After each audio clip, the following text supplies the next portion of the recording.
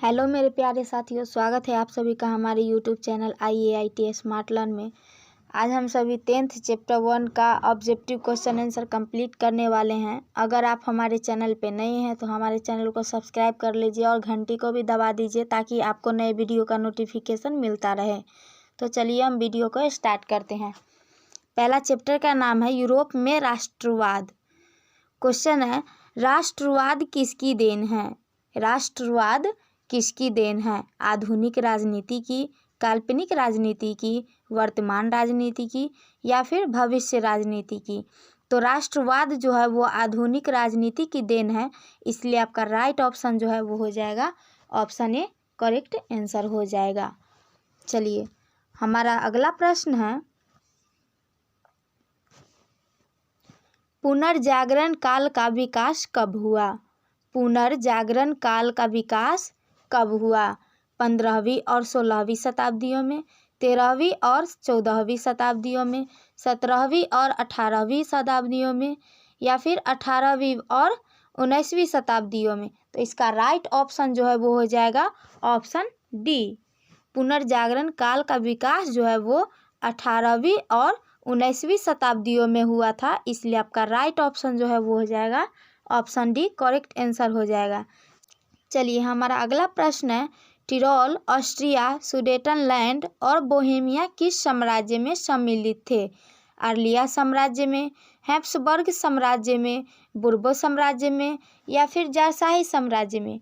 तो इसका right option जो है वो हो जाएगा ऑप्शन बी, हैप्सबर्ग साम्राज्य में, इसलिए राइट ऑप्शन क्या हो जाएगा? ऑप्शन बी हो जाएगा करेक्ट आंसर। चलिए हमारा अगला प्रश्न है, राष्ट्रवाद की कल्पना किस फ्रांसीसी कलाकार ने की? राष्ट्रवाद की कल्पना किस फ्रांसीसी कलाकार ने की? अंसर्ट रेनन ने, सारियू ने या फिर मेटरनिक ने या नेपोलियन ने? तो इसका राइट ऑप्शन जो है वो हो जाएगा ऑप्शन बी, सारियू ने राष्ट्रवाद की कल्पना की। चलिए हमारा अगला प्रश्न है,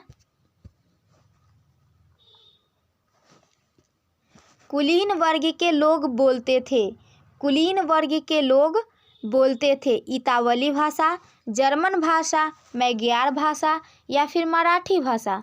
तो कुलीन वर्ग के लोग जो थे वो जर्मन भाषा बोलते थे, इसलिए आपका राइट ऑप्शन जो है वो हो जाएगा ऑप्शन बी। चलिए हमारा अगला प्रश्न है, यूरोप में राष्ट्रीयता की भावना को फ्रांस की क्रांति एवं नेपोलियन की विजयों ने कब बढ़ावा दिया? यूरोप में राष्ट्रीयता की भावना को फ्रांस की क्रांति एवं नेपोलियन की विजयों ने कब बढ़ावा दिया? 1864 ईस्वी में, 1764 ईस्वी में, 1776 ईस्वी में या फिर 1789 ईस्वी में? तो इसका राइट ऑप्शन जो है वो हो जाएगा ऑप्शन डी, 1789 ईस्वी में। चलिए हमारा अगला प्रश्न है, यूरोप में राष्ट्रवाद की स्पष्ट रूप से अभिव्यक्ति सबसे पहले कहाँ हुई? यूरोप में राष्ट्रवाद की स्पष्ट रूप से अभिव्यक्ति सबसे पहले कहाँ हुई? फ्रांस में, रूस में, इटली में या फिर जर्मनी में? तो इसका राइट ऑप्शन जो है वो हो जाएगा ऑप्शन ए, फ्रांस में। चलिए हमारा अगला प्रश्न है, 1804 ईस्वी में फ्रांस का सम्राट कौन बना? 1804 ईस्वी में फ्रांस का सम्राट कौन बना? नेपोलियन बोनापार्ट, मेटरनिक, चार्ल्स दसम या फिर लुई 16वें? तो 1804 में फ्रांस का सम्राट जो है वो नेपोलियन बोनापार्ट बना, इसलिए आपका राइट ऑप्शन जो है वो हो जाएगा ऑप्शन ए करेक्ट आंसर हो जाएगा। चलिए हमारा अगला प्रश्न है, पुरानी संस्था स्टेट्स जनरल के स्थान पर गठन किया गया? पुरानी संस्था स्टेट्स जनरल के स्थान पर गठन किया गया, तो इसका राइट ऑप्शन जो है वो हो जाएगा ऑप्शन सी, नेशनल असेंबली गठन किया गया था, इसलिए आपका राइट ऑप्शन हो जाएगा सी। चलिए हमारा अगला क्वेश्चन है, नेशनल असेंबली ने राजा के अधिकारों को सीमित कर किस राजतंत्र की व्यवस्था की? नेशनल असेंबली ने राजा के अधिकारों को सीमित कर किस राजतंत्र की व्यवस्था की? निरंकुश राजतंत्र की, गणराज्य राजतंत्र की, असंवैधानिक राजतंत्र की या फिर संवैधानिक राजतंत्र की। तो इसका राइट ऑप्शन जो है वो हो जाएगा ऑप्शन डी, संवैधानिक राजतंत्र की व्यवस्था की। चलिए हमारा अगला प्रश्न है, राजतंत्र को समाप्त कर राजा रानी को मौत की सजा किसने दी? राजतंत्र को समाप्त कर राजा रानी को मौत की सजा किसने दी? कन्वेंशन ने, मेटरनिक ने, लुई 16वें ने या फिर नेपोलियन बोनापार्ट ने? तो राजतंत्र को समाप्त कर राजा रानी को मौत की सजा जो है वो कन्वेंशन ने दी, इसलिए आपका राइट ऑप्शन जो है वो हो जाएगा ऑप्शन ए करेक्ट आंसर हो जाएगा। चलिए हमारा अगला प्रश्न है, लुई 16वें को गिलोटीन पर चढ़ाकर सार्वजनिक रूप से फांसी दी गई। लुई 16वें को गिलोटीन पर चढ़ाकर सार्वजनिक रूप से फांसी कब दी गई? 25 जनवरी 1793 को, 29 जनवरी 1793 को, 25 जनवरी 1793 को या फिर 21 जनवरी 1793 को? तो इसका राइट ऑप्शन जो है वो हो जाएगा ऑप्शन डी, 21 जनवरी 1793 को लुई 16वें को गिलोटीन पर चढ़ाकर सार्वजनिक रूप से फांसी की सजा दी गई थी। चलिए हमारा अगला प्रश्न है, फ्रांस का राष्ट्रगान है, फ्रांस का राष्ट्रगान क्या है? तो फ्रांस का राष्ट्रगान जो है वो मार्सिले है, इसलिए आपका राइट ऑप्शन जो है वो हो जाएगा ऑप्शन ए। चलिए हमारा अगला प्रश्न है, नेपोलियन के सैनिक अभियानों के दौरान फ्रांसीसी सेना कहाँ पहुंची? नेपोलियन के सैनिक अभियानों के दौरान फ्रांसीसी सेना कहाँ पहुंची? हॉलैंड, बेल्जियम, स्विट्जरलैंड और इटली, इसलिए आपका राइट ऑप्शन जो है वो हो जाएगा ऑप्शन बी करेक्ट आंसर हो जाएगा। चलिए हमारा अगला प्रश्न है,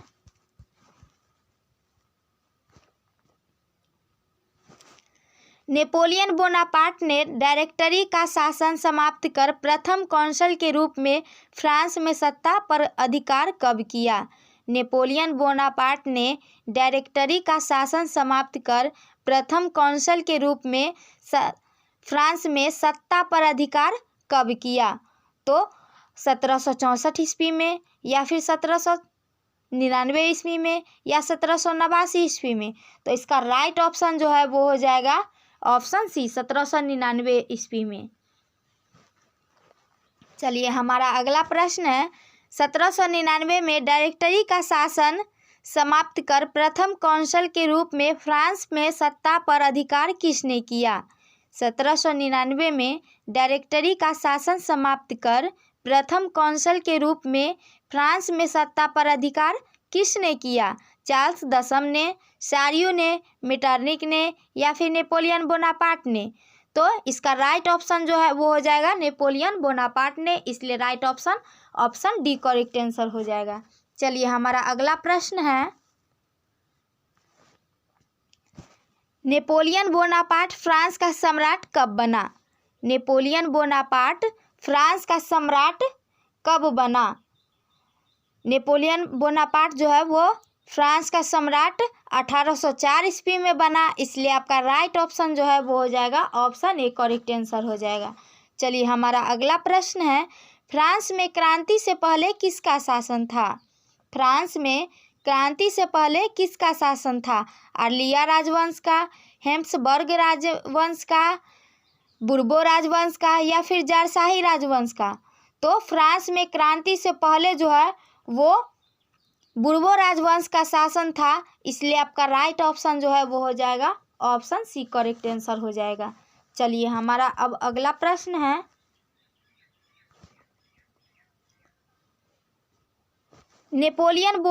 नेपोलियन संहिता द्वारा जन्मदाता विशेषाधिकार समाप्त कर दिया गया। नेपोलियन संहिता द्वारा जन्मदाता विशेषाधिकार समाप्त कर दिया गया, तो समाप्त कब कर दिया गया? 1844 ईस्वी में, 1804 ईस्वी में या फिर 1859 ईस्वी में या 1889 ईस्वी में? तो नेपोलियन संहिता द्वारा जन्मदाता विशेषाधिकार जो है वो आपको 1804 ईस्वी में समाप्त कर दिया गया, इसलिए आपका राइट ऑप्शन जो है वो हो जाएगा ऑप्शन बी करेक्ट आंसर हो जाएगा। चलिए हमारा अगला प्रश्न है, जर्मनी में किस संघ की स्थापना की गई? जर्मनी में किस संघ की स्थापना की गई? ट्रांसपेडेन संघ की, सिसलपाइन संघ की, राइन संघ की, या फिर इनमें से सभी? तो जर्मनी में जो है वो राइन संघ की स्थापना की गई, इसलिए आपका राइट ऑप्शन जो है वो हो जाएगा ऑप्शन सी। जर्मनी में राइन संघ की स्थापना की गई, इसलिए राइट ऑप्शन सी हो जाएगा। चलिए अब हमारा अगला प्रश्न है,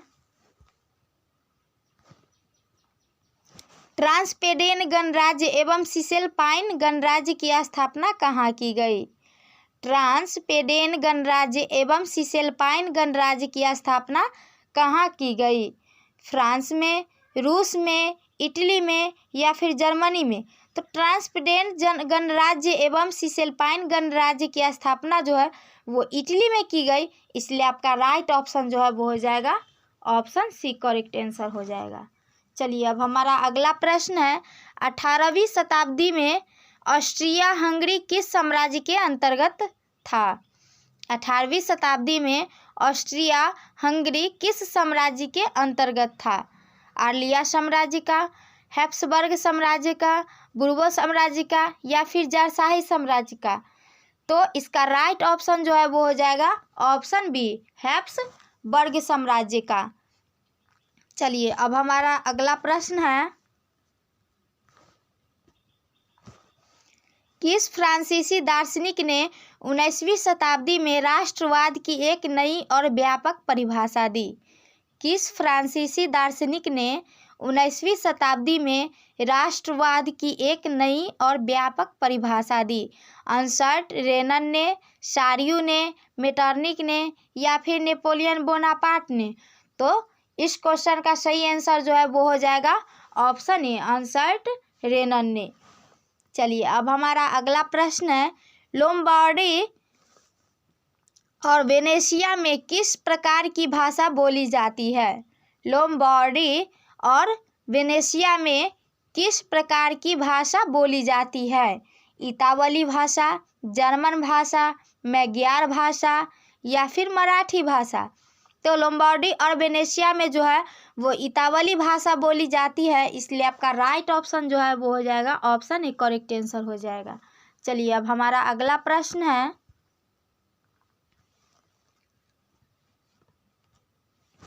यूरोप में राष्ट्रवाद शक्तिशाली तत्व के रूप में विकसित हुआ। यूरोप में राष्ट्रवाद शक्तिशाली तत्व के रूप में विकसित कब हुआ? 16वीं शताब्दी में, 18वीं शताब्दी में, 19वीं शताब्दी में, या फिर 17वीं शताब्दी में? तो यूरोप में राष्ट्रवाद शक्तिशाली तत्व के रूप में जो है वो 19वीं शताब्दी में विकसित हुई, इसलिए आपका राइट ऑप्शन जो है वो हो जाएगा ऑप्शन सी, करेक्ट आंसर हो जाएगा। चलिए अब हमारा अगला प्रश्न है, हंगरी की आधी आबादी कौन सी भाषा बोलते थे? हंगरी की आधी आबादी कौन सी भाषा बोलते थे? इतावली भाषा, जर्मन भाषा, मैग्यार भाषा, या फिर मराठी भाषा? तो हंगरी की आधी आबादी जो है वो मैग्यार भाषा बोलती थी, इसलिए आपका राइट ऑप्शन जो है वो हो जाएगा ऑप्शन सी, करेक्ट आंसर हो जाएगा, मैग्यार भाषा। चलिए अब हमारा अगला प्रश्न है, गैलिसिया का कुलीन वर्ग कौन सा भाषा बोलता था? गैलिसिया का कुलीन वर्ग कौन सा भाषा बोलता था? इतावली भाषा, जर्मन भाषा, मैग्यार भाषा, या फिर पोलिश भाषा? तो इस क्वेश्चन का आंसर जो है वो आप लोग अगर जानते हैं तो कमेंट करके कमेंट सेक्शन में ज़रूर हमें कमेंट करके बताइए। इस क्वेश्चन का सही आंसर जो है वो हो जाएगा ऑप्शन डी, पोलिश भाषा। चलिए अब हमारा अगला प्रश्न है, फ्रांस की क्रांति और आगे की क्रांतियों में किस वर्ग की भूमिका थी?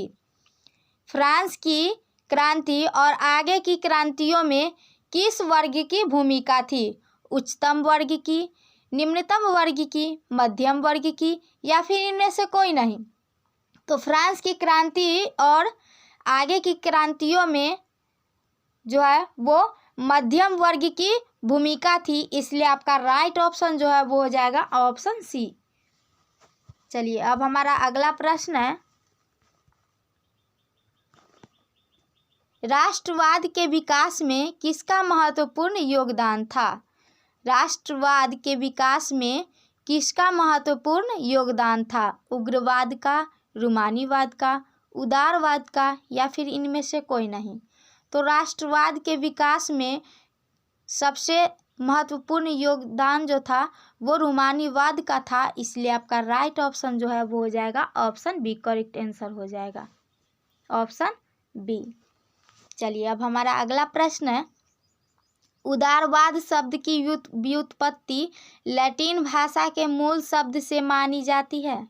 उदारवाद शब्द की व्युत्पत्ति लैटिन भाषा के मूल शब्द से मानी जाती है, लीबर से, इतावली से, जर्मन से, या फिर मैग्यार से।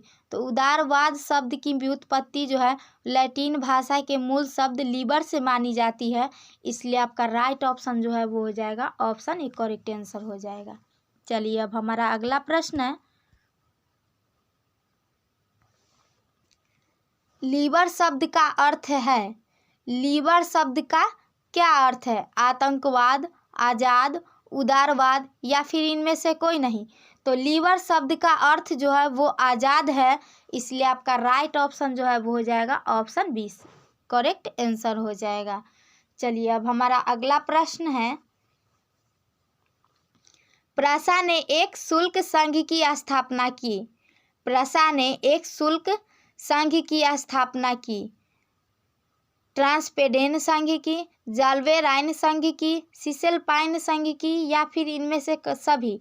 तो प्रसा ने एक शुल्क संघ जाल्वेराइन संघ की स्थापना की थी, इसलिए आपका राइट ऑप्शन जो है वो हो जाएगा ऑप्शन बी, करेक्ट आंसर हो जाएगा। चलिए अब हमारा अगला प्रश्न है, यह किसने लिखा कि जाल्वेराइन का लक्ष्य जर्मन लोगों को आर्थिक रूप से बांध देना है? यह किसने लिखा कि जाल्वेराइन का लक्ष्य जर्मन लोगों को आर्थिक रूप से बांध देना है? फ्राइडरिख लिस्ट ने, सिसेलपाइन लिस्ट ने, ट्रांसपेडेन लिस्ट ने, या फिर इनमें से कोई नहीं? तो इस क्वेश्चन का सही आंसर जो है वो हो जाएगा फ्राइडरिख लिस्ट ने, इसलिए आपका राइट ऑप्शन जो है वो हो जाएगा ऑप्शन ए, करेक्ट आंसर हो जाएगा। चलिए अब हमारा अगला प्रश्न है, नेपोलियन बोनापार्ट की पराजय कब हुई? नेपोलियन बोनापार्ट की पराजय कब हुई? तो नेपोलियन बोनापार्ट की पराजय जो है वो 1815 ईस्वी में हुई, इसलिए आपका राइट ऑप्शन जो है वो हो जाएगा ऑप्शन सी, करेक्ट आंसर हो जाएगा। चलिए अब हमारा अगला प्रश्न है, अगर आप हमारे चैनल को सब्सक्राइब नहीं किए हैं तो सब्सक्राइब कर लीजिए और हमारे वीडियो को लाइक भी कर दीजिए। चलिए अगला क्वेश्चन है, वियना कांग्रेस की अध्यक्षता किसने की? वियना कांग्रेस की अध्यक्षता किसने की? अंसर्ट रेनन ने, सारियो ने, मेटरनिक ने, या फिर नेपोलियन बोनापार्ट ने? तो वियना कांग्रेस की अध्यक्षता जो है वो मेटरनिक ने की, इसलिए आपका राइट ऑप्शन जो है वो हो जाएगा ऑप्शन सी, करेक्ट आंसर हो जाएगा। चलिए अब हमारा अगला प्रश्न है, वियना की संधि किस सम्मेलन में हुई? वियना की संधि किस सम्मेलन में हुई? वियना कांग्रेस सम्मेलन में, सारियो सम्मेलन में, अंसर्ट रेनन सम्मेलन में, या फिर ट्रांसपेरेंट सम्मेलन में? तो वियना की संधि जो है वो वियना कांग्रेस सम्मेलन में हुई, इसलिए आपका राइट ऑप्शन जो है वो हो जाएगा ऑप्शन ए, करेक्ट आंसर हो जाएगा। चलिए अब हमारा अगला प्रश्न है,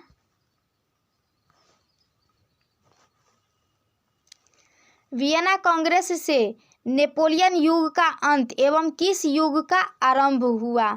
वियना कांग्रेस से नेपोलियन युग का अंत एवं किस युग का आरंभ हुआ?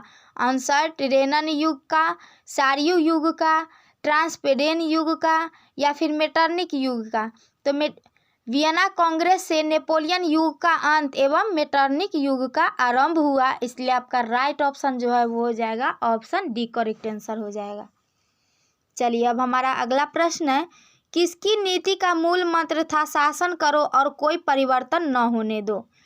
किसकी नीति का मूल मंत्र था शासन करो और कोई परिवर्तन न होने दो?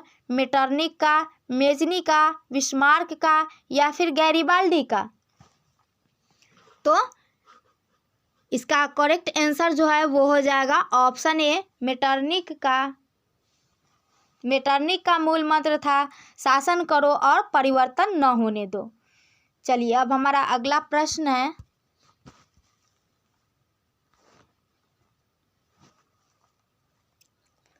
यूरोपीय कंसर्ट की स्थापना किसने की? यूरोपीय कंसर्ट की स्थापना किसने की? अंसर्ट रेनन ने, सारियो ने, वियना कांग्रेस ने या फिर नेपोलियन बोनापार्ट ने? तो यूरोपीय कंसर्ट की स्थापना जो है वो वियना कांग्रेस ने की, इसलिए आपका राइट ऑप्शन जो है वो हो जाएगा ऑप्शन सी। चलिए अब हमारा अगला प्रश्न है, मेटरनिक ने जिस प्रकार की व्यवस्था यूरोप में स्थापित की उसे कहा जाता है?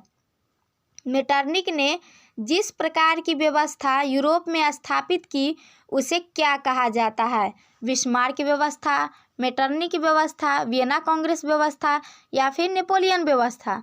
तो मेटरनिक ने जिस प्रकार की व्यवस्था यूरोप में स्थापित की उसे मेटरनिक व्यवस्था कहा जाता है, इसलिए आपका राइट ऑप्शन जो है वो हो जाएगा ऑप्शन बी, करेक्ट आंसर हो जाएगा। चलिए अब हमारा अगला प्रश्न है, मेटरनिक ऑस्ट्रिया छोड़कर कहाँ चला गया? मेटरनिक ऑस्ट्रिया छोड़कर कहाँ चला गया? तो मेटरनिक जो है वो ऑस्ट्रिया छोड़कर लंदन चला गया, इसलिए आपका राइट ऑप्शन जो है वो हो जाएगा ऑप्शन ए। और मेटरनिक जो था वो ऑस्ट्रिया का चांसलर था, यानी कि प्रधानमंत्री था ऑस्ट्रिया का। चलिए अब हमारा अगला प्रश्न है, मेटरनिक ने अपने पद से त्यागपत्र कब दिया? मेटरनिक ने अपने पद से त्यागपत्र कब दिया? 1844 ईस्वी में, 1804 ईस्वी में, 1848 ईस्वी में या फिर 1889 ईस्वी में? तो मेटरनिक जो था वो अपने पद से त्यागपत्र जो है वो 1848 ईस्वी में दिया था, इसलिए आपका राइट ऑप्शन जो है वो हो जाएगा ऑप्शन सी, करेक्ट आंसर हो जाएगा। चलिए अब हमारा अगला प्रश्न है,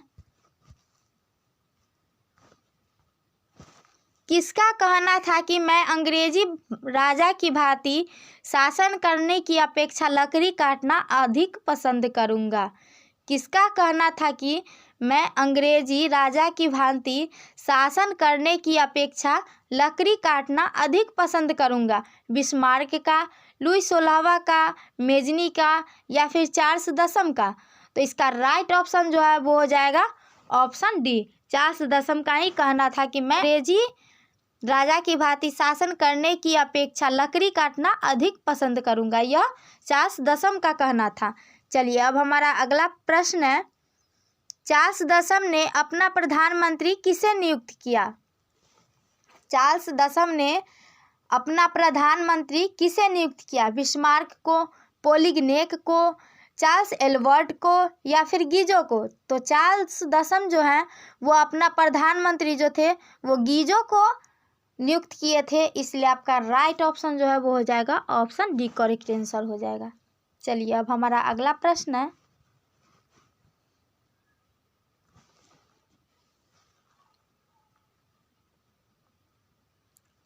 (1830) की फ्रांसीसी क्रांति जुलाई माह में हुई थी, इसलिए इसे कहा जाता है। 1830 की क्रांति जुलाई माह में हुई थी, इसलिए इसे क्या कहा जाता है? तो जुलाई क्रांति कहा जाता है, इसलिए आपका राइट ऑप्शन जो है वो हो जाएगा ऑप्शन बी, करेक्ट आंसर हो जाएगा।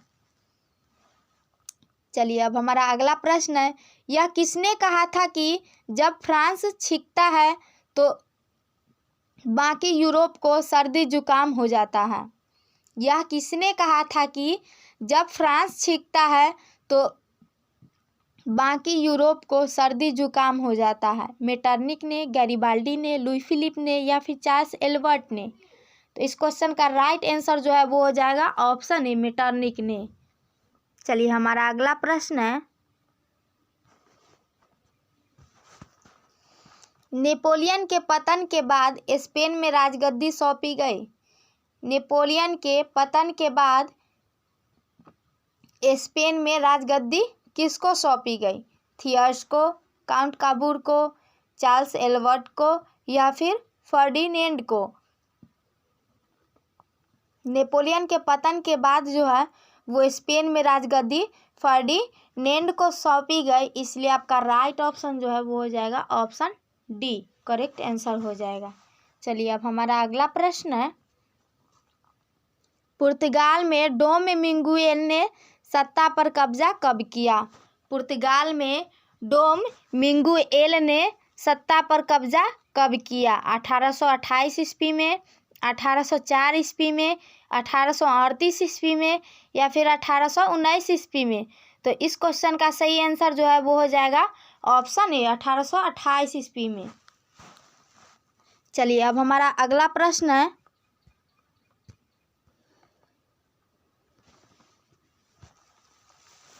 बेल्जियम को हॉलैंड के साथ कब मिला दिया गया? बेल्जियम को हॉलैंड के साथ कब मिला दिया गया? 1820 ईस्वी में, 1814 ईस्वी में, 1818 ईस्वी में या फिर 1815 ईस्वी में? तो इस क्वेश्चन का सही आंसर जो है वो हो जाएगा ऑप्शन डी। बेल्जियम को हॉलैंड के साथ जो है 1815 ईस्वी में मिला दिया गया था।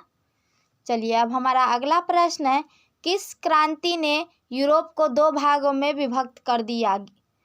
किस क्रांति ने यूरोप को दो भागों में विभक्त कर दिया? 1830 की क्रांतियों ने, 1820 की क्रांतियों ने, 1840 की क्रांतियों ने, 1810 की क्रांतियों ने?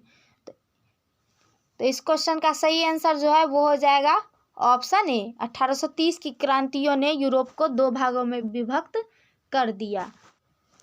चलिए अब हमारा अगला प्रश्न है, 18वीं शताब्दी से तुर्की की शक्ति कमज़ोर पड़ने लगी और उसे कहा जाने लगा। 18वीं शताब्दी से तुर्की की शक्ति कमज़ोर पड़ने लगी और उसे क्या कहा जाने लगा? रूस का मरीज, इटली का मरीज, ऑस्ट्रिया का मरीज या फिर यूरोप का मरीज? तो इस क्वेश्चन का सही आंसर जो है वो हो जाएगा ऑप्शन डी, यूरोप का मरीज कहा जाने लगा। चलिए अब हमारा अगला प्रश्न है, किस दार्शनिक ने यूनानियों में राष्ट्र प्रेम की भावना का प्रचार किया? किस दार्शनिक ने यूनानियों में राष्ट्र प्रेम की भावना का प्रचार किया? कोरेंस ने, काउंट काबूर ने, चार्ल्स एल्बर्ट ने या फिर फर्डिनेंड ने? तो इस क्वेश्चन का सही आंसर जो है वो हो जाएगा ऑप्शन ए, कोरेंस दार्शनिक जो थे वो यूनानियों में राष्ट्र प्रेम की भावना का प्रचार किए थे। चलिए हमारा अगला प्रश्न है,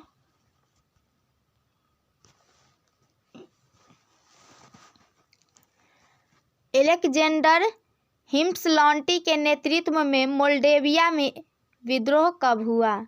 एलेक्जेंडर हिम्सलॉन्टी के नेतृत्व में मोल्डेविया में विद्रोह कब हुआ? 1820 ईस्वी में, 1818 ईस्वी में, 1819 ईस्वी में, 1821 ईस्वी में? तो एलेक्जेंडर हिम्सलॉन्टी के नेतृत्व में मोल्डेविया में 1821 ईस्वी में विद्रोह हुआ, इसलिए आपका राइट ऑप्शन जो है वो हो जाएगा ऑप्शन डी। चलिए हमारा अगला प्रश्न है, लॉर्ड बायरन की मृत्यु कब हुई? लॉर्ड बायरन की मृत्यु कब हुई? 1821 ईस्वी में, 1822 ईस्वी में, 1823 ईस्वी में या फिर 1824 ईस्वी में? तो लॉर्ड बायरन की मृत्यु जो है वो 1824 ईस्वी में हुई, इसलिए आपका राइट ऑप्शन जो है वो हो जाएगा ऑप्शन डी, करेक्ट आंसर हो जाएगा। चलिए अब हमारा अगला प्रश्न है, ओडेसा में स्थापित संस्था का नाम था? ओडेसा में स्थापित संस्था का नाम क्या था? हिटोरिया फिल्के नामक संस्था, एंड्रिया पोल नामक संस्था, कुस्तुनतुनिया नामक संस्था, हिड्रोलिया फिल्के नामक संस्था?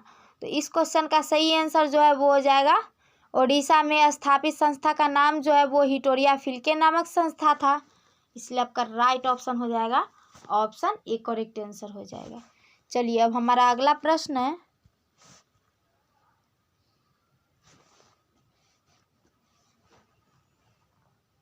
लगभग 20,000 यूनानी मौत के घाट कब उतार दिए गए?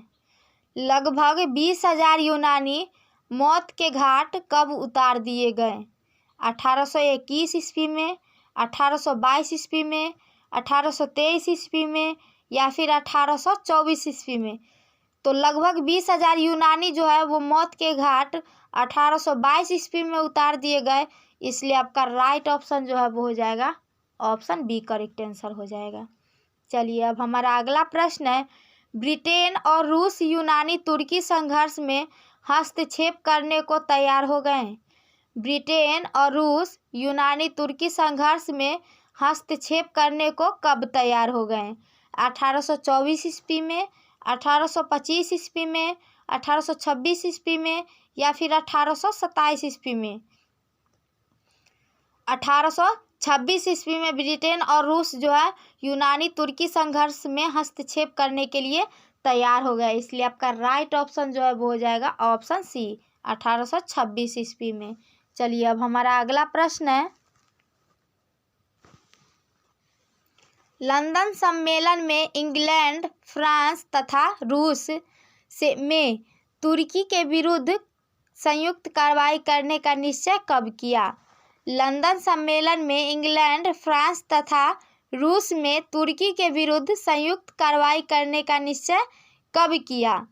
1824 ईस्वी में, 1825 ईस्वी में, 1826 ईस्वी में या फिर 1827 ईस्वी में? इस क्वेश्चन का सही आंसर जो है वो हो जाएगा ऑप्शन डी 1827 ईस्वी में। चलिए अब हमारा अगला प्रश्न है, बाध्य होकर तुर्की को रूस के साथ 1829 में कौन सी संधि करनी पड़ी? बाध्य होकर तुर्की को रूस के साथ 1829 में कौन सी संधि करनी पड़ी? एड्रियानोपुल की संधि, कुस्तुनतुनिया की संधि, सिसेलपाइन की संधि या फिर इनमें से कोई नहीं? तो बाध्य होकर तुर्की को रूस के साथ जो है 1829 में एड्रियानोपुल की संधि करनी पड़ी, इसलिए आपका राइट ऑप्शन जो है वो हो जाएगा ऑप्शन ए करेक्ट आंसर हो जाएगा। चलिए अब हमारा अगला प्रश्न है,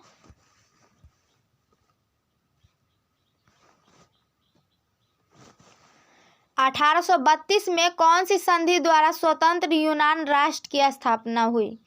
1832 में कौन सी संधि द्वारा स्वतंत्र यूनान राष्ट्र की स्थापना हुई? एड्रियानोपुल की संधि की, कुस्तुनतुनिया की संधि द्वारा, सिसेलपाइन की संधि द्वारा या फिर इनमें से कोई नहीं?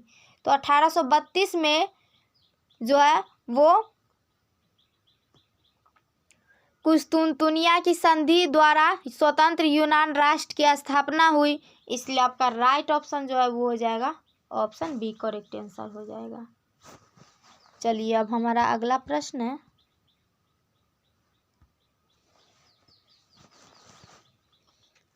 यूनानियों ने लंबे और कठिन संघर्ष के बाद किस साम्राज्य के अत्याचारी शासन से मुक्ति पाई?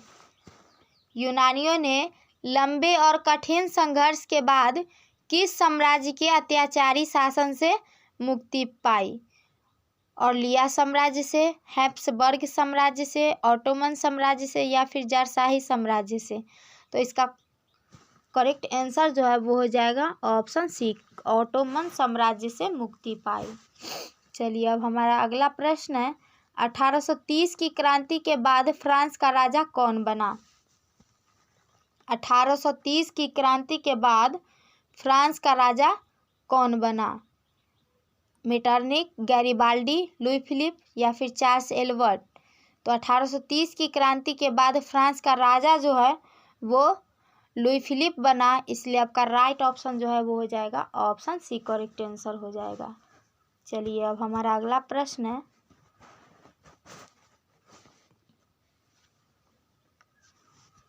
उदारवादी और स्वर्णिम मध्यम वर्गीय नीति किसने अपनाई? उदारवादी और स्वर्णिम मध्यम वर्गीय नीति किसने अपनाई? लुई फिलिप ने, इसलिए आपका राइट ऑप्शन जो है वो हो जाएगा ऑप्शन डी करेक्ट आंसर हो जाएगा। चलिए अब हमारा अगला प्रश्न है, गीजो को अपना प्रधानमंत्री किसने नियुक्त किया? गीजो को अपना प्रधानमंत्री किसने नियुक्त किया? कोरेंस ने, काउंट काबूर ने, चार्ल्स एल्बर्ट ने, लुई फिलिप ने? तो गीजो को अपना प्रधानमंत्री जो है वो लुई फिलिप ने नियुक्त किया, इसलिए आपका राइट ऑप्शन जो है वो हो जाएगा ऑप्शन डी करेक्ट आंसर हो जाएगा। अब हमारा अगला प्रश्न है,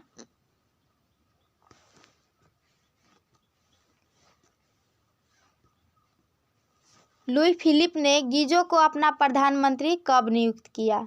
लुई फिलिप ने गीजो को अपना प्रधानमंत्री कब नियुक्त किया? 1820 ईस्वी में, 1830 ईस्वी में, 1840 ईस्वी में, 1850 ईस्वी में।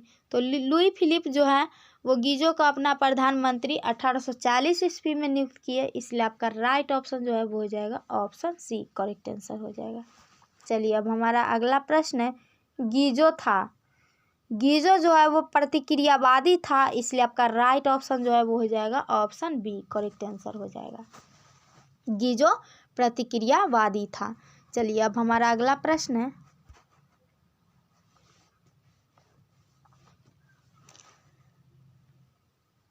लोग किसकी सरकार को धनिकों के लिए और धनिकों के द्वारा संचालित कहने लगे? लोग किसकी सरकार को धनिकों के लिए और धनिकों के द्वारा संचालित कहने लगे? तो लुई फिलिप के सरकारों को, इसलिए आपका राइट ऑप्शन जो है वो हो जाएगा ऑप्शन डी, करेक्ट आंसर हो जाएगा। चलिए अब हमारा अगला प्रश्न है, पेरिस में सुधार भोज का आयोजन किसने किया? पेरिस में सुधार भोज का आयोजन किसने किया? थियर्स ने, काउंट काबूर ने, चार्ल्स एल्बर्ट ने या फिर फर्डिनेंड ने? पेरिस में सुधार भोज का आयोजन जो है वो थियर्स ने किया, इसलिए आपका राइट ऑप्शन जो है वो हो जाएगा ऑप्शन ए, करेक्ट आंसर हो जाएगा। चलिए अब हमारा अगला प्रश्न है, पेरिस में सुधार भोज का आयोजन कब किया गया? पेरिस में सुधार भोज का आयोजन कब किया गया? 22 फरवरी 1848 को, 23 फरवरी 1848 को, 24 फरवरी 1848 को या फिर 25 फरवरी 1848 को? पेरिस में सुधार भोज का आयोजन जो है वो 22 फरवरी 1848 को किया गया, इसलिए आपका राइट ऑप्शन जो है वो हो जाएगा ऑप्शन ए, करेक्ट आंसर हो जाएगा। चलिए अब हमारा अगला प्रश्न है,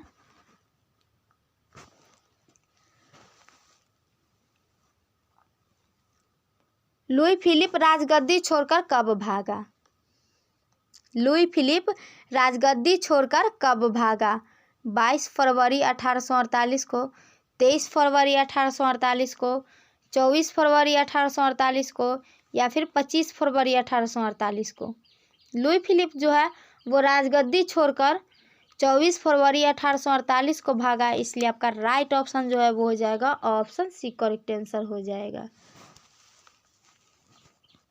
चलिए अब हमारा अगला प्रश्न है, लुई फिलिप राजगद्दी छोड़कर कहाँ भागा? लुई फिलिप जो है वो राजगद्दी छोड़कर इंग्लैंड भागा, इसलिए आपका राइट ऑप्शन डी हो जाएगा। चलिए अब हमारा अगला क्वेश्चन है, इटली में उदारवादी संविधान की घोषणा किसने की?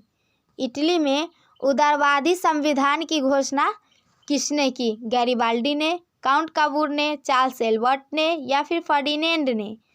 तो इटली में उदारवादी संविधान की घोषणा जो है वो चार्ल्स एल्बर्ट ने की, इसलिए आपका राइट ऑप्शन जो है वो हो जाएगा ऑप्शन सी, करेक्ट आंसर हो जाएगा। चलिए अब हमारा अगला प्रश्न है, इटली की राजधानी कहाँ थी? दिल्ली, नागालैंड, रोम, इंग्लैंड? इटली की राजधानी जो है वो रोम थी, इसलिए आपका राइट ऑप्शन जो है वो हो जाएगा ऑप्शन सी, करेक्ट आंसर हो जाएगा। चलिए अब हमारा अगला प्रश्न है, मेजनी, काबूर और गैरिबाल्डी के प्रयासों से इटली का एकीकरण कब संभव हो सका? मेजनी, काबूर और गैरिबाल्डी के प्रयासों से इटली का एकीकरण कब संभव हो सका? 1850 ईस्वी में, 1870 ईस्वी में, 1890 ईस्वी में, 1860 ईस्वी में? तो मेजनी, काबूर और गैरिबाल्डी के प्रयासों से इटली का एकीकरण जो है 1870 ईस्वी में संभव हो सका, इसलिए आपका राइट ऑप्शन जो है वो हो जाएगा ऑप्शन बी, करेक्ट आंसर हो जाएगा। चलिए हमारा अगला प्रश्न है, इटली के एकीकरण का मसीहा किसे कहा गया? इटली के एकीकरण का मसीहा किसे कहा गया? मेजनी को, गैरिबाल्डी को, लुई फिलिप को या फिर काउंट काबूर को? इटली के एकीकरण का मसीहा जो है वो मेजनी को कहा गया, इसलिए आपका राइट ऑप्शन जो है वो हो जाएगा ऑप्शन ए, करेक्ट आंसर हो जाएगा। चलिए अब हमारा अगला प्रश्न है, इटली के एकीकरण में तलवार किसको कहा गया? इटली के एकीकरण में तलवार किसको कहा गया? गैरिबाल्डी को, इसलिए आपका राइट ऑप्शन जो है वो हो जाएगा ऑप्शन बी। चलिए अब हमारा अगला प्रश्न है, इटली के एकीकरण में राजनीतिज्ञ किसे कहा गया? इटली के एकीकरण में राजनीतिज्ञ जो है वो काउंट काबूर को कहा गया, इसलिए आपका राइट ऑप्शन जो है वो हो जाएगा ऑप्शन डी करेक्ट आंसर हो जाएगा। चलिए अब हमारा अगला प्रश्न है,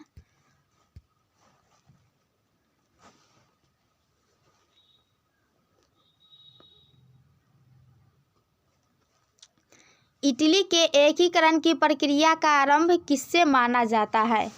इटली के एकीकरण की प्रक्रिया का आरंभ किससे माना जाता है? अनसर्ट रेनन से, सारियू से, वियना कांग्रेस से या फिर नेपोलियन बोनापार्ट से?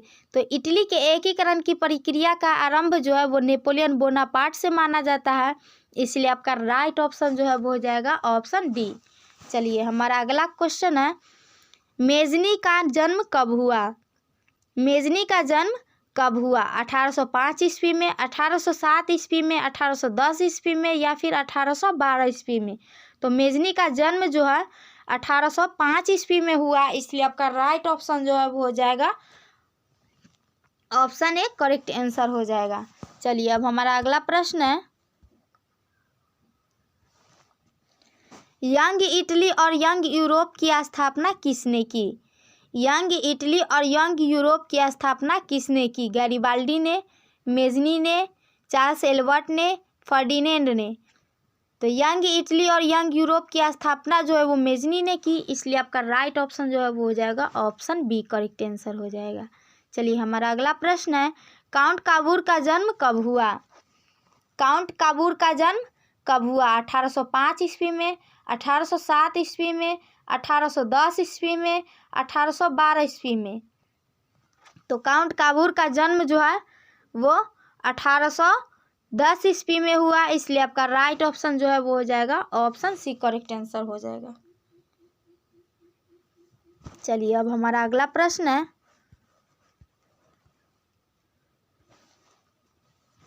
गैरिबाल्डी का जन्म कब हुआ? गैरिबाल्डी का जन्म कब हुआ? 1805 ईस्वी में, 1807 ईस्वी में, 1810 ईस्वी में, 1812 ईस्वी में? तो गैरिबाल्डी का जन्म जो है वो 1807 ईस्वी में हुआ, इसलिए आपका राइट ऑप्शन जो है वो हो जाएगा ऑप्शन बी करेक्ट आंसर हो जाएगा। चलिए हमारा अगला प्रश्न है, रोमन गणतंत्र की स्थापना कहाँ की गई? रोमन गणतंत्र की स्थापना जो है वो रोम में की गई, इसलिए आपका राइट ऑप्शन सी हो जाएगा। चलिए अब हमारा अगला प्रश्न है, क्रीमिया का युद्ध आरंभ हुआ। क्रीमिया का युद्ध जो है वो कब आरंभ हुआ? 1844 ईस्वी में, 1874 ईस्वी में, 1854 ईस्वी में या फिर 1884 ईस्वी में? तो क्रीमिया का युद्ध जो है वो 1854 ईस्वी में आरंभ हुआ, इसलिए आपका राइट ऑप्शन जो है वो हो जाएगा ऑप्शन सी करेक्ट आंसर हो जाएगा। चलिए अब हमारा अगला प्रश्न है, किसका विश्वास था कि क्रीमिया के कीचड़ में इटली का निर्माण होगा? किसका विश्वास था कि क्रीमिया के कीचड़ में इटली का निर्माण होगा?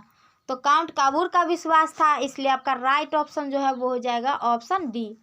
चलिए हमारा अगला प्रश्न है, गैरिबाल्डी सशस्त्र युवकों की एक टुकड़ी गठित की जो क्या कहलाया?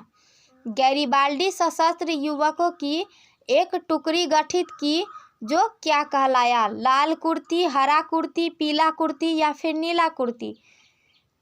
गैरिबाल्डी सशस्त्र युवकों की एक टुकड़ी गठित की जो लाल कुर्ती कहलाया, इसलिए आपका राइट ऑप्शन जो है वो हो जाएगा ऑप्शन ए करेक्ट आंसर हो जाएगा। चलिए अब हमारा अगला क्वेश्चन है, ऑस्ट्रिया प्रसा में सेडोवा का युद्ध कब हुआ? ऑस्ट्रिया प्रसा में सेडोवा का युद्ध कब हुआ? 1844 ईस्वी में, 1874 ईस्वी में, 1866 ईस्वी में, 1884 ईस्वी में? तो ऑस्ट्रिया प्रसा में सेडोवा का युद्ध जो है 1866 ईस्वी में हुआ, इसलिए आपका राइट ऑप्शन जो है वो हो जाएगा ऑप्शन सी करेक्ट आंसर हो जाएगा। चलिए हमारा अगला प्रश्न है, प्रसा ने फ्रांस पर आक्रमण कब किया? प्रसा ने फ्रांस पर आक्रमण कब किया? 1850 में, 1870 में, 1890 में या फिर 1860 में। प्रसा जो है वो फ्रांस पर आक्रमण 1870 में किया, इसलिए आपका राइट ऑप्शन जो है वो हो जाएगा ऑप्शन बी करेक्ट आंसर हो जाएगा। चलिए हमारा अगला प्रश्न है, स्टीन विश्वास करते थे निरंकुश राजतंत्र में, गणराज्य राजतंत्र में, असंवैधानिक राजतंत्र में, संवैधानिक राजतंत्र में। तो स्टीन जो है वो संवैधानिक राजतंत्र में विश्वास करते थे, इसलिए आपका राइट ऑप्शन जो है वो हो जाएगा ऑप्शन डी करेक्ट आंसर हो जाएगा। चलिए हमारा अगला प्रश्न है, राष्ट्रवादी भावना से प्रेरित होकर फादर जॉन ने कौन सा आंदोलन आरंभ किया? राष्ट्रवादी भावना से प्रेरित होकर फादर जॉन ने कौन सा आंदोलन आरंभ किया? तरुण आंदोलन, इसलिए आपका राइट ऑप्शन जो है वो हो जाएगा ऑप्शन बी करेक्ट आंसर हो जाएगा। चलिए हमारा अगला प्रश्न है, 1815 के बाद छात्रों ने किस समिति का गठन किया? 1815 के बाद छात्रों ने किस समिति का गठन किया? ब्रुसेनसेफ्ट, फ्रेडरिक लिस्ट, ट्रांसपेडेन, सेब्रुसेफ्ट। तो 1815 के बाद छात्रों ने ब्रुसेनसेफ्ट समिति का गठन किया, इसलिए आपका राइट ऑप्शन जो है वो हो जाएगा ऑप्शन ए करेक्ट आंसर हो जाएगा। चलिए हमारा अगला प्रश्न है, 39 राज्यों का रायन संघ कब स्थापित किया गया? 39 राज्यों का रायन संघ कब स्थापित किया गया? 39 राज्यों का रायन संघ जो है वो 1806 में स्थापित किया गया, इसलिए आपका राइट ऑप्शन जो है वो हो जाएगा ऑप्शन डी। चलिए हमारा अगला प्रश्न है,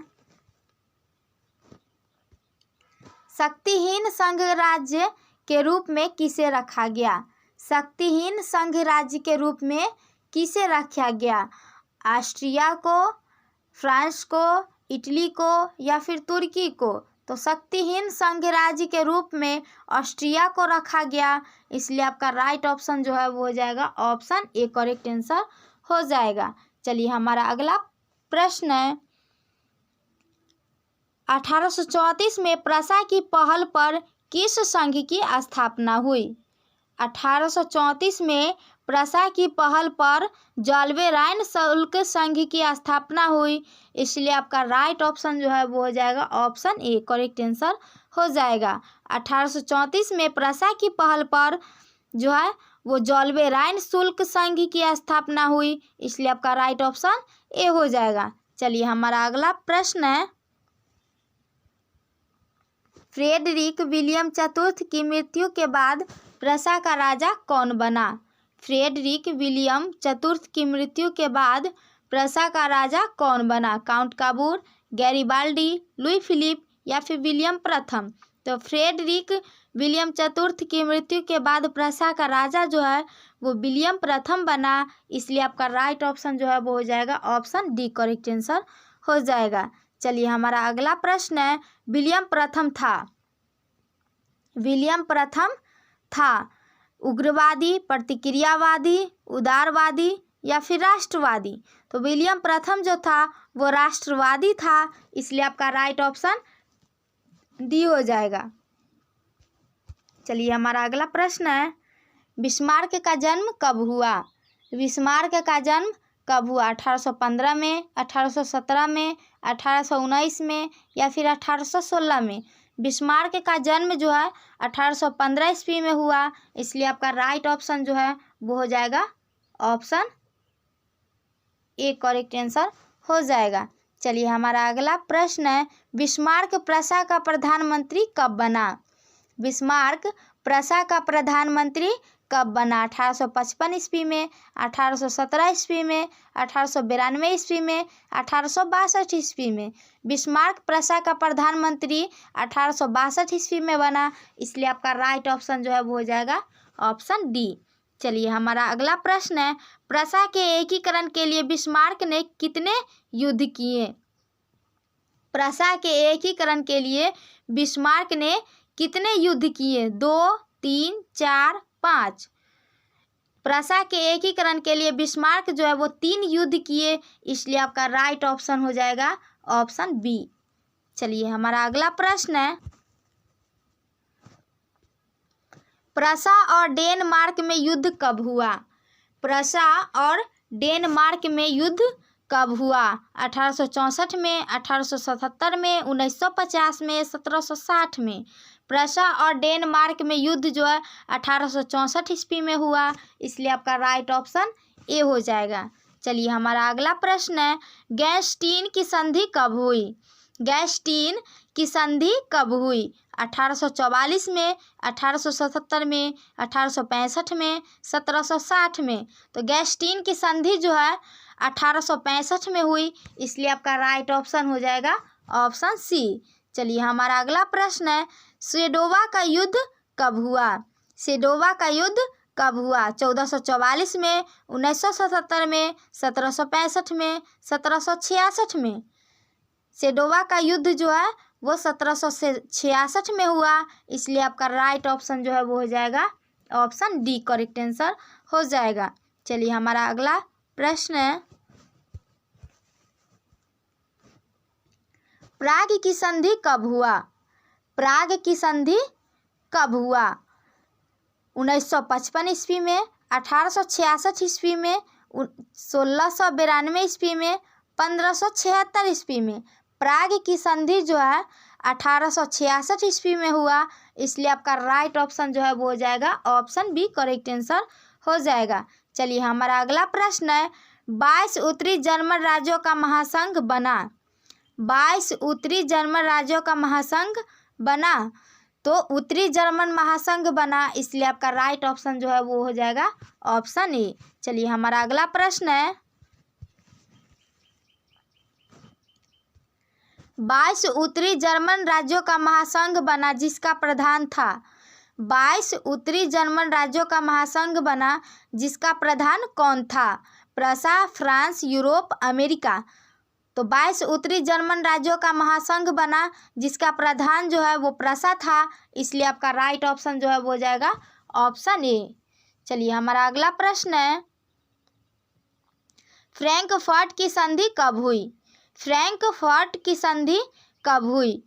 1955 ईस्वी में, 1871 ईस्वी में, 1692 ईस्वी में, 1576 ईस्वी में। तो फ्रैंकफर्ट की संधि जो है 1871 ईस्वी में हुआ, इसलिए आपका राइट ऑप्शन जो है वो हो जाएगा ऑप्शन बी।